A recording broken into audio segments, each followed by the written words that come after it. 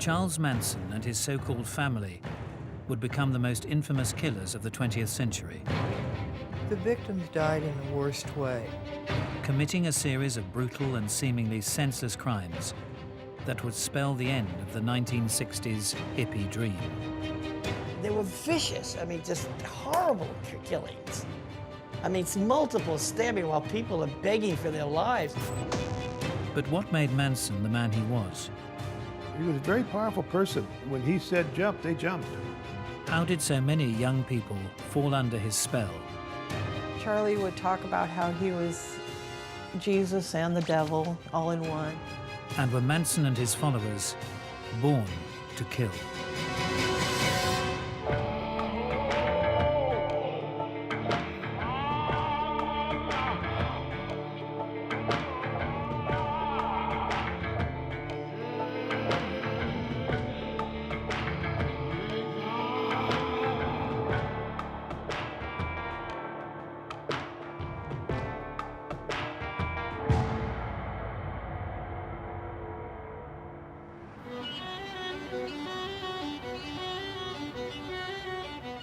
August 8th, 1969, I was a Los Angeles police officer working West Los Angeles Division, and I received a radio call at about 9 o'clock in the morning of a man down at Cielo Drive. I wasn't expecting what I saw when I got to that house.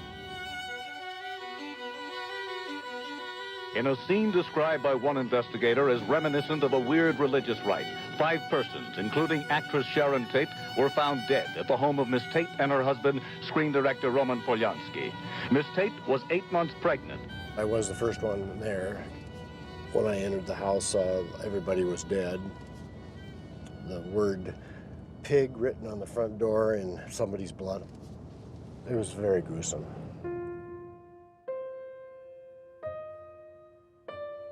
Detective Sergeant Mike McGann was assigned the case. When I arrived on the scene, there was some wires that were cut over a large gate. I entered the driveway and found a car parked about center driveway, which contained Stephen Parent. 18-year-old Stephen Parent had been leaving after a visit to the property's caretaker. And I went inside and I discovered Sharon Tate and Jay Sebring. 26-year-old Sharon Tate had been renting the Bel Air home. Celebrity hairdresser Jay Sebring had been visiting the 8.5-month pregnant actress. Sharon was terribly stabbed, and they were tied together with a rope which was tossed over a rafter in the house. I continued on through the back door, and I found Abigail Folger. 25-year-old coffee heiress Abigail Folger was a house guest of the Polanskis. Abigail had been stabbed numerous times. She was very bloodied and obviously dead. And I also found Wojciech Frykowski. Folger's lover, Frykowski, was a friend of Polanski from Poland. Wojciech had also been struck with the gun that they used. It was a terrible scene.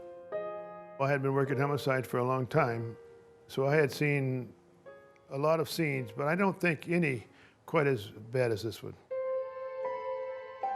Polanski was in Europe at the time. Of course, he dashed back when he found out that his young pregnant wife had been murdered, and held probably one of the most moving news conferences, by the way, that I've ever attended. The man was just a wreck. The house is open now. You see a lot of blood all over the place. Cradles, baby clothes, and that's all. Of course, the husband can be a suspect, and so we wanted to talk to Roman, and he agreed to take a polygraph the next morning at our crime lab. And I was there with a polygraph examiner. He passed with flying colors. There was no question he was not part of the homicide. Nobody knew who did it. Nobody had a clue, and Hollywood just went nuts. People were buying guard dogs, and they were buying guns. Oh, LA panicked. All these movie stars, they were hiring guards and off-duty police, anybody that they could get to their house. I mean, it was a complete panic in the Hollywood area. And the next night, the killing continued. Businessman Lino LaBianca and his wife Rosemary were stabbed to death in their home. Again, messages were written in blood. After the LaBiancas were murdered the next day, it really started hot and heavy. There was a lot of fear and paranoia here in LA, particularly in the movie colony. Why? Well, not just because the murders were incredibly gruesome, a total of 169 stab wounds, but they seemed to be random. Despite a massive police operation, investigators were unable to identify a perpetrator. We did everything we do. I mean, we had everybody we could possibly think of working on the case, doing every possible thing. Every lead we had, we exhausted. Then, 3 months after the murders, detectives got word that a young Californian girl had made an extraordinary jailhouse confession. A story so strange, it was almost unbelievable. It was a crazy story. Yeah, it was very crazy. Susan was the nicest person you ever want to meet. Talking to her in that period of time, you would think it was impossible. I mean, she was just a very nice young lady. 21-year-old Susan Atkins had claimed to cellmates that she and a group of her friends were responsible for the terrible crimes. If these were typical murderer types, or robbers, or rapists, or burglars, it wouldn't have been quite as shocking. But they started looking at the backgrounds of these people. Most of them came from good middle-class families in the suburbs. Leslie Van Houten was a homecoming queen. Tex Watson was a star athlete. Patricia Krenwinkel sang in the church choir. At one time she wanted to become a nun. These seemingly all-American kids had become unrecognizable to their families. She was like a stranger to me. Controlled by an unlikely but powerful puppet master. This Charles Manson, this Mephistophelian guru type, who was very charismatic, very intelligent. 35-year-old ex-convict Charles Manson commanded an unerring devotion from his hippie disciples. They would kill seemingly at his whim. He did control them, and when he said jump, they jumped. The name Charles Manson would become synonymous with evil. But who was this diminutive guru? And how was he able to convince his young devotees to commit frenzied, bloody murder?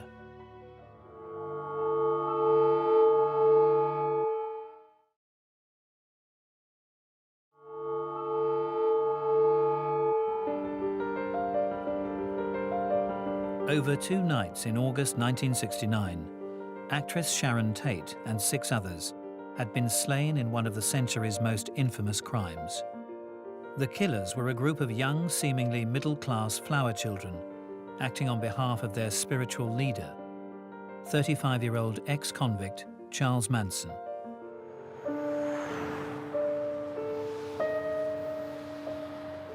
But just who was this powerful guru? Manson was to have been born as an unwanted, illegitimate child of a young prostitute. Disowned at birth, pretty much, raised by relatives. He grew up in some very tight situation. It's been claimed that Manson's mother once tried to sell her infant son to a childless waitress in return for a pitcher of beer. From an early age, he was left to his own devices, got involved in delinquent/criminal activities. When you grow up on the street, particularly if you're short and slight, like Manson is, you have to be able to learn how to read people very, very quickly and determine who you can get over on and who you can't. And Manson was excellent at that. From the mid-1940s onwards, a raft of thefts and armed robberies would see the young Manson pass through several institutions where he was said to be sexually brutalized. What comes through, certainly looking at all the psychiatrist reports and probation reports of Charles Manson, that there was heaps of potential there. But something had happened early in life, and this dogged him the whole time. He felt he'd been dealt a bad hand. By the 1950s, in his rare periods of freedom, Manson expanded his criminal repertoire to include pimping young women from a Hollywood apartment. The qualities that a pimp has to entrap, intimidate, extort, run the life of their prostitutes, rent them out, sell them, and so forth. Those are qualities that stood Manson well in his future criminal career.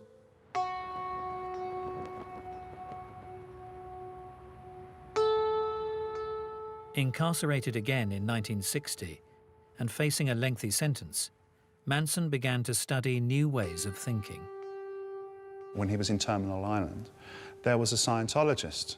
Manson picked up on this, and he did 150 hours of auditing, which is the Scientology term for counselling. And Manson started writing songs.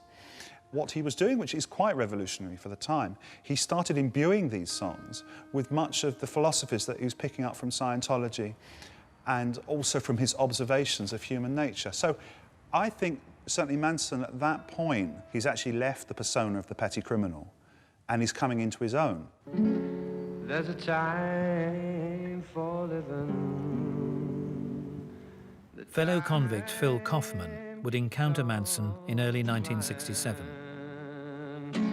I was arrested importing, smuggling, if you will, so a little bit of weed from Mexico. I was convicted in Arizona and sent to Terminal Island, California, where my first day in the yard, I heard this guy playing guitar and singing. He sounded a little like Frankie Lane at the time.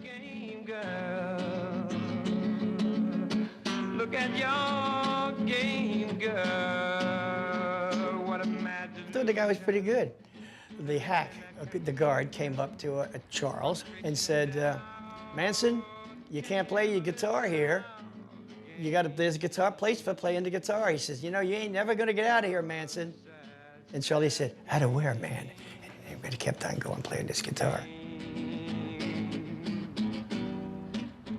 Part of the Manson that the public came to know was a very institutionalized person who was used to being told what to do and felt more comfortable in a confined or isolated place.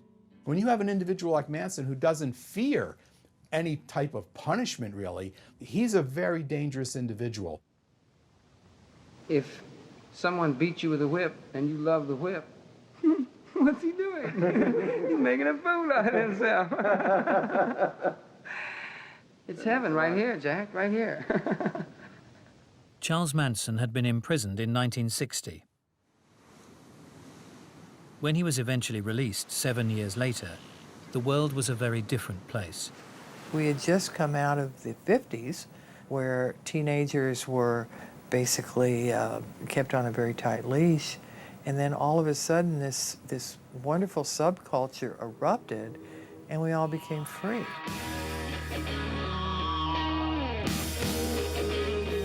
The 32-year-old guitar-playing ex-con headed to the eye of the storm. There were thousands of young people all up and down this street, and this was all the psychedelic scene. Dr. David Smith founded the neighborhood's famous free medical clinic. 1967 was totally crazy. The streets were jammed. People were taking LSD and dancing and music everywhere. And we had the diggers giving out free food, and it was just a total insanity, and we were in the middle of it. We did a survey of the thousands of kids that came through our clinic, and 98% of them had used LSD. Charlie saw a good thing when he realized that if somebody ran around and talked like a guru, in that day and age, especially up in San Francisco, you could gather a group of followers in no time. You're taught that you can't. They even teach you the word. They give you the words. Take all the words away. And don't think in right and wrong, just think in truth. Among those to fall under Manson's spell were librarian Mary Bruner, disaffected teenager Lynette Fromm, and 19-year-old drifter Susan Atkins. She had a tough start in life. On top of a broken home, on top of child abuse, Susan Atkins had to suffer the death of her mother from cancer. And she was, come puberty, pretty wild. So wild that her family couldn't contain her. And like many others, she headed off to San Francisco, where she worked variously as a waitress and as a topless go-go dancer. She came across Manson quite early on in the history of the Manson family. And he was able to assume a fatherly role with her, which is a template for what went on with the other girls. Also joining the group in 1967 would be 20-year-old Patricia Krenwinkel, later renamed by Charlie as Katie. She had a troubled childhood in as much she suffered from an overt problem with body hair, which, as anyone knows who's come through the teenage thing, that can really screw someone up. And her sister was a heavy drug user. She dominated the family, so Patricia really was a forgotten child. Patricia Krenwinkel talked about meeting Charlie, and she met him down at the beach, and he took her to an apartment and had her take off all her clothes and look at herself in a full-length mirror and say, "Isn't that the most beautiful thing you've ever seen?" Pretty, pretty girl.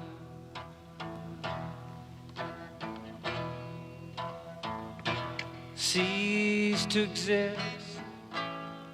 Just come and say you love me. And that's it. He got her. She was his after that. Come on, you can't be. Like many communal groups of the 60s, Manson and his girls got an old school bus and began roaming California. On his release from prison, Phil Kaufman joined up with the group in Topanga Canyon. Never learned not to love you. It was, it was incredible. It was sex, drugs, and rock and roll. Real sex, drugs, and rock and roll. It was sex on demand. It was, I mean, if I just gotten out of prison, and you're pretty girls, you just want to get laid. That's a good day at the office. The music was the seduction. You'd get the new girl, some new girl who would run away. He was good. And the girls would all sit and, play their little instruments, and that usually worked. That was the hook. It got him in. Phil Kaufman would introduce Manson to a number of music producers, including Doris Day's son, Terry Melcher. Manson hoped to get a major recording contract and introduce his songs to the world. Remember that a lot of people had not heard this type of music before, and Manson was not that savvy to the industry, media industry, music industry BS at the time. If they said to him, "Charlie, it's brilliant, we love it, we'll be in touch," he believed they meant it. They may have wore bell-bottom powers, that long hair, but they were businessmen, and Charlie and the family were hippies, and they wanted to do hippie music, and it was just total chaos. It was the recording sessions were terrible. But Charlie always kept pursuing a professional recording. As a child, Manson had been rejected by his mother. Now the LA music industry would do the same. It became evident to me that there was trouble in paradise.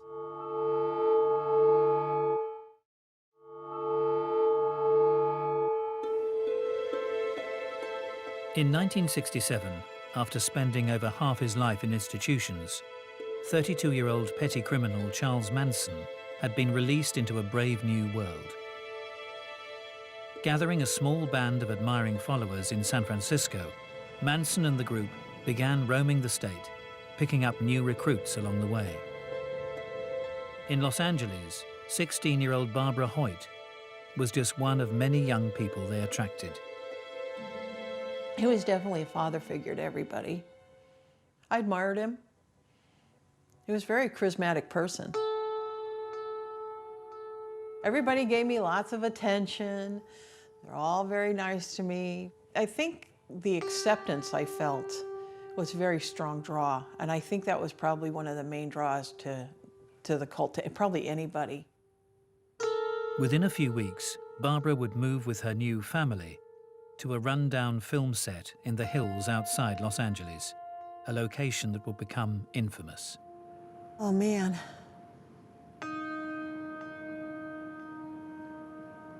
It's a heavy feeling here. It was just such evil that came out of here.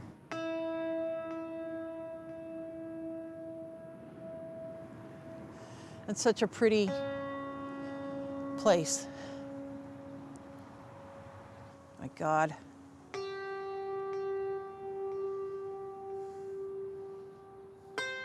I can smell the same smell of those trees. I can see where the ranch was down in front of me. Over there was the corral, and back here was the barn, and in front of the barn was the movie set. It just seems so surreal. It's almost like it was a long ago dream instead of reality.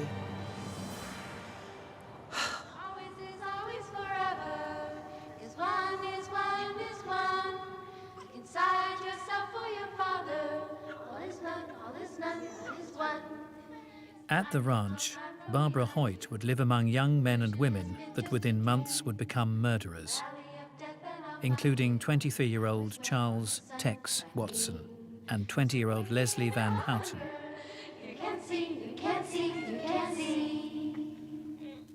Leslie Van Houten was from Monrovia, and by all accounts, just a really all-American type girl. She was a homecoming princess at Monrovia High School. She'd come from a family which was affluent, but had broken down. She had sought solace in drugs. She'd also had an affair which resulted in a pregnancy and an abortion. Like most of Manson's women, she was in a vortex, in a void. Tex was kind of happy-go-lucky. He didn't challenge Charlie for leadership at all. He did what Charlie told him to do. He came from a solid family background, but something happened, and that, I believe, was drugs. It just took him from a path which was leading to a successful professional life onto a completely different way. Literally free sex and freedom of sexual relationships was quite attractive to him. Heterosexual relationships to some group orgies. Always a conspicuous presence would be the young Susan Atkins, by then rechristened by Manson as Sadie. The first time I met Sadie, I was sitting on the floor, kind of against the wall, and there were people around, and she squatted right in front of me and cut one. I was like, whoa. She would do stuff for shock. Though I thought she was great at the time, I thought, you know, just, wow, kind of a free person, you know. At the ranch, this childlike free spirit was a state of mind the group aspired to. The philosophy was that everything you learned was wrong, so we're going to erase your mind and make it childlike. But in retrospect, you could see that by doing that, then you could implant your ideas and philosophy.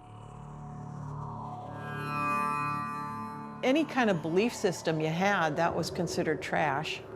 So people worked on disbelieving things that they'd been taught, unlearning everything you learned in school. So that you'd end up basically having no opinions based on what you were brought up with. You wouldn't have any more values anymore. It's that were given to us by our parents and peers. But everything we did, it was our choice. You know, people gave up their egos willingly. Whenever people convert to a new political philosophy or a new religion, a new way of life, it's not because some Svengali or some powerful evangelist or some powerful malevolent figure such as Manson was so strong in the way they came on and so articulate that they instantly converted people. It's always an interactive process. They needed him to be a father-like figure, a guru, and they created that for themselves. Manson needed followers. Manson needed people to listen to him. And so they both got what they each needed from each other. But not everyone would find Charles Manson and his philosophies irresistible. Charles and I drove up to San Francisco, just the two of us. It was at that time when the philosophy of the hippies was, do your own thing, man. You know, don't let the man get you, do your own thing. And I kept saying that, and Charlie kept saying, no, you're not doing your own thing. And I go, yeah, man, you're like, I was like old hippy dippy at the time, It was then that he realized that I wasn't programming. And it was after we got back for a while, and I said, Charlie, I gotta go. He said, yeah, you're still thinking, aren't you? And I said, yeah, I'm still thinking.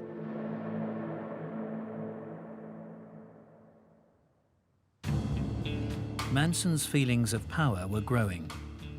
In 1968, Dr. David Smith's medical clinic studied the group at Sparns Ranch. I really thought that he was delusional and borderline psychotic. He did refer to himself as God. He just hung his arms out, and bow his head. And we know what he meant.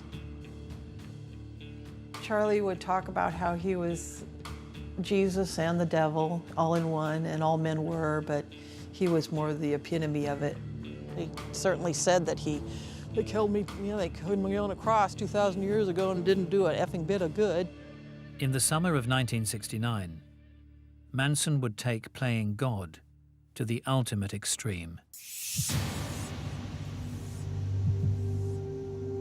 In the isolated ranch in the mountains above Los Angeles, surrounded by his band of loyal disciples, the man who'd spent more than half his life in jail would begin preaching an Armageddon gospel he called Helter Skelter.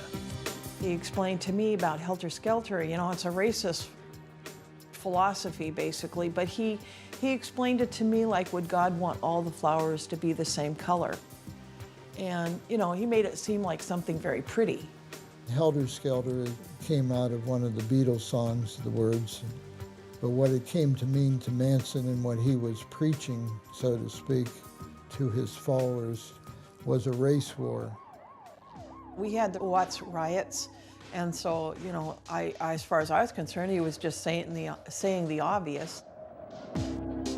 Anytime the word black was mentioned, his hackles would go up, because he'd been in prison and he saw that, how it was between whites and blacks. He said the black man was going to win this war, but he said black, he only knows what whitey's told him to do.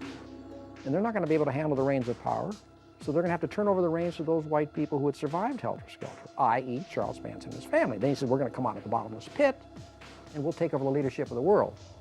Charlie wanted to have his own 12 tribes of Israel, basically, out there in the desert. And he planned for a whole civilization, so it was quite a grand design.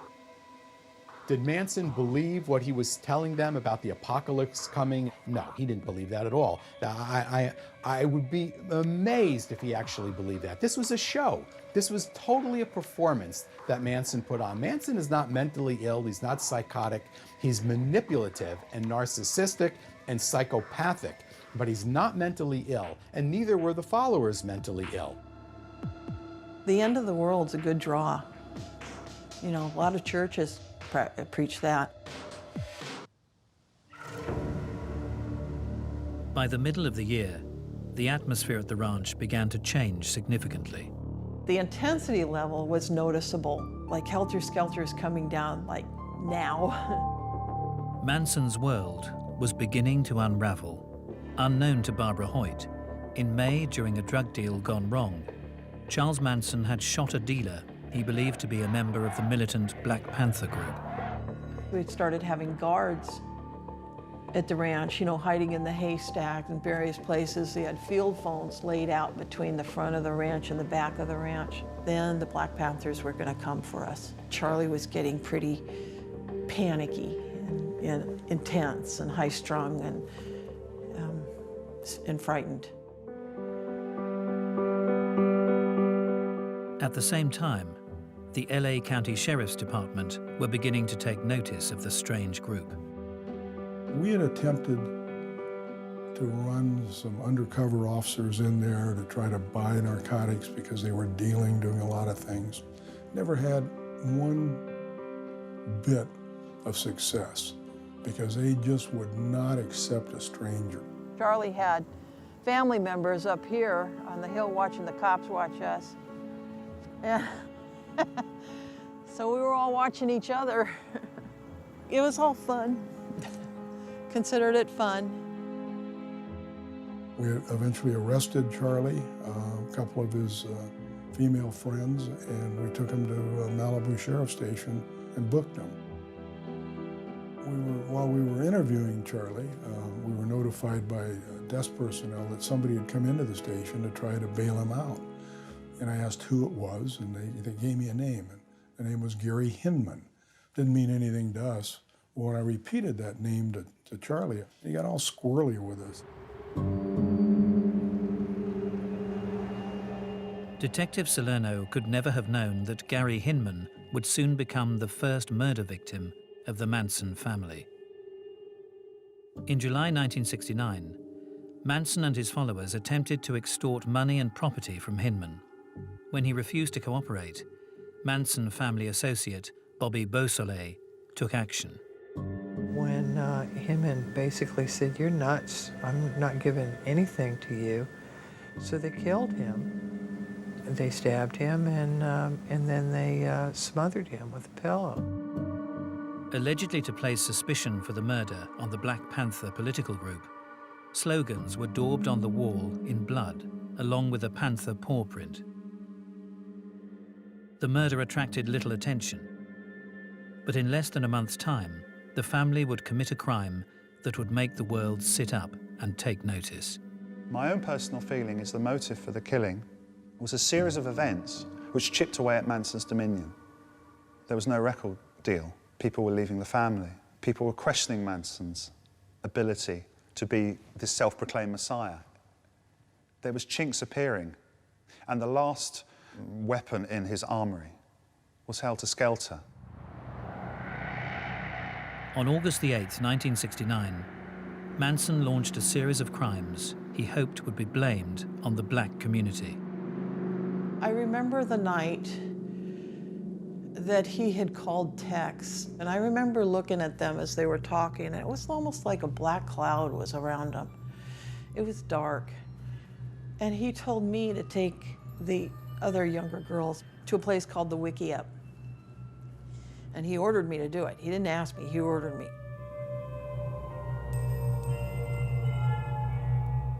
I was a good half-mile down the road. There was a back house way back there. And Sadie had called me on the field phone and told me to bring 3 sets of dark clothes up to the front of the ranch. I showed up with the clothes and Charlie snapped at me. Wanted to know what I was doing at the front of the ranch when he told me to do something else. And I told him that Sadie had asked me to bring the 3 sets of clothes. And he told me, no, they already left. Susan Atkins, Patricia Krenwinkel, Tex Watson, and newcomer Linda Kasabian were headed to the former home of record producer Terry Melcher, now being rented by director Roman Polanski and his actress wife Sharon Tate. They cut the telephone wires, climbed over the fence, got in through an open window, and it was hell. On entry to the property, former All-American high school kid Tex Watson was reported to tell its residents, "I am the devil, and I've come to do the devil's business." These people I knew and slept with and loved are now heinous murderers. They were vicious. I mean, just horrible killings.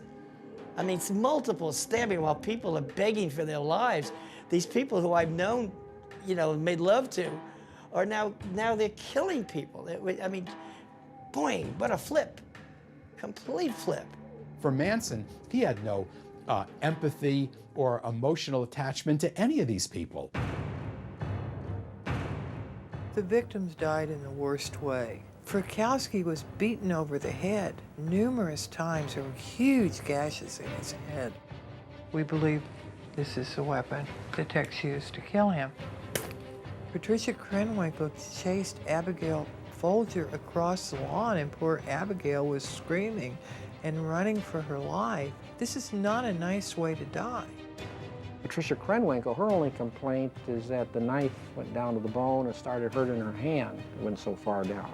Susan Atkins told me that Sharon said, "Please let me live so I can have my baby." And Susan told Sharon, "Look, bitch, I don't have any mercy on you. You're gonna die." So they got rid of all their bloody clothing, put on their regular clothing, and they threw the bloody clothing over the side of a hill, and they went back to the ranch. Manson spoke to them, and they went to bed.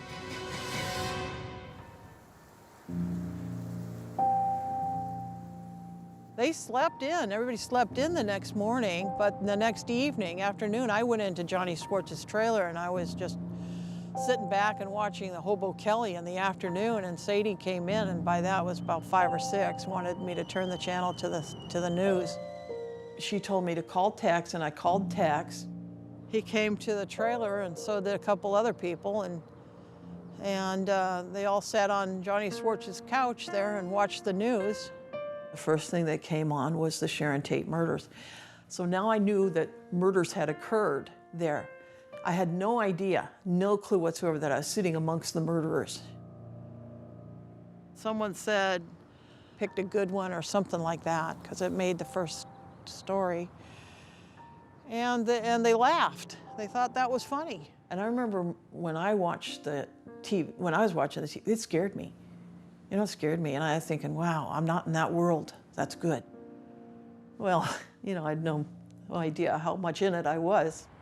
That night, the people Barbara Hoyt counted as her friends would go hunting again. There was no one safe in this whole county that night.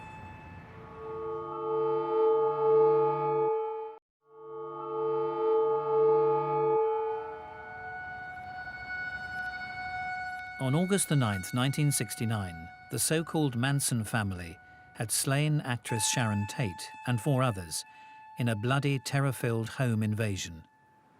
And the nightmare was not yet over. When they went down looking for victims the second night, there was no one in LA. There was no one in this whole city that was safe. They were going to break into a church and kill the pastor and hang him from the cross in there, but the church was locked because it was at night.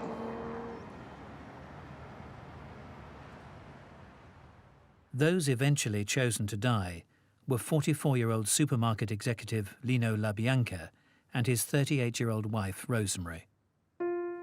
Manson had driven in the car with them, finally picked out this house. He told them that last night, meaning at the Tate Mansion, they had botched it by almost letting a couple of them escape and not killing them efficiently. So he didn't want that to happen again. So he said, "You wait here, I'll go into the house." He went in and tied them both up, then went back out, told them, "It's okay now, you can go in and kill them." And then he drove off. The LaBiancas were trussed up literally like a couple of hogs at slaughter, and then they were slaughtered. These were brutal, violent, terrible murders. Leslie Van Houten told Diane Lake that stabbing Rosemary LaBianca was fun. The more she did it, the more she enjoyed it.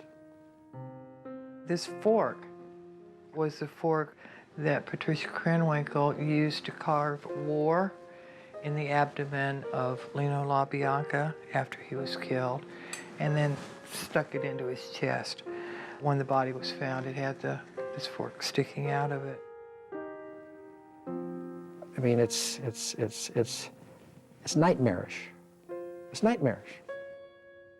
Among words written in the victim's blood was the phrase, helter skelter. Tex told me that they'd gone to a love-in, and for me not to mention it.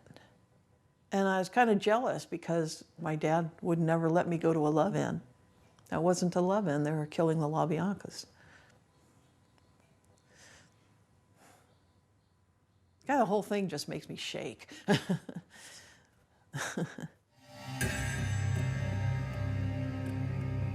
Over the course of 2 bloody nights, Manson's followers had taken the lives of 7 unsuspecting victims, seemingly without conscience. Even through their subsequent arrest and trial, most of Manson's entourage would remain unswervingly loyal to him. Everything that Charlie did, they did. If Charlie said something, they would parrot him. If Charlie put an X on his forehead, they'd come to court the next morning with an X's on their foreheads. If he put a swastika on there, by God, the swastika was there the next morning. Only a few, including Barbara Hoyt, would testify against the man they once thought of as divine. So what had driven so many to willfully engage in such brutal and bloody crimes? Was murder in their nature? Were Manson and his young followers born to kill? I couldn't say that Manson was born coming out of the womb to kill people, but I think that his upbringing was so bad that I don't doubt for 1 minute that it were not conducive to a good life, a well-rounded life. And I guess maybe he just wanted to make everybody miserable. That's the only theory I could ever really come up with. I don't even think he was thinking of murder when he first formed this family, but it was a slow evolutionary process. And I think at some point he saw that he could get them to do anything he wanted them to do. And he had this enormous hostility for society. I know Charlie was treated horribly as a child, you know, between the neglect and abuse he suffered. I don't think that he attracted kids who were predisposed to kill people. I'd hate to think that the whole group of them were natural-born killers. I just don't think that's the case. Do I think these women, had they not met Manson, would have gone on to kill somebody? No, I don't believe that. There's no indication that that would have happened. Manson now is a different story. Whether he killed somebody in his past or didn't, it's really unclear and in dispute, but he certainly has the capability of doing that. But from Manson's perspective, if he could get you to kill the person for him, he'd much prefer to have you do it, because in his mind, it's absolving him then of direct criminal responsibility. He's always working the system and working other people, Manson. Nothing is by chance. It's all planned, and he is a highly controlling individual. I know when I interviewed Susan Atkins, she said she was in death row for 5 years before Charlie left her brain, and that he had absolute control over her thoughts, and they believed he could read their minds. I think what you had was a delusional leader coupled with psychedelic drugs, an alienated population of young people, and an environment that reinforced it.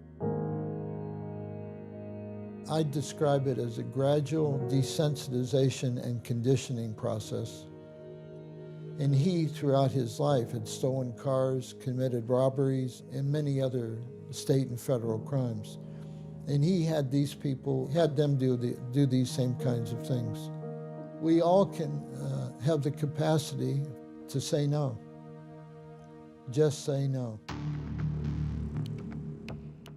Charlie, I think he was made into a monster by his upbringing, but he still had a choice. So I don't think it's just nature versus nurture. I think we all have a choice and a responsibility to determine our own fates. The only thing I can think of that's different between me and those, I have some empathy for the victims. They didn't seem to care. They don't care. I've had a real hard time. Oh, so here I go.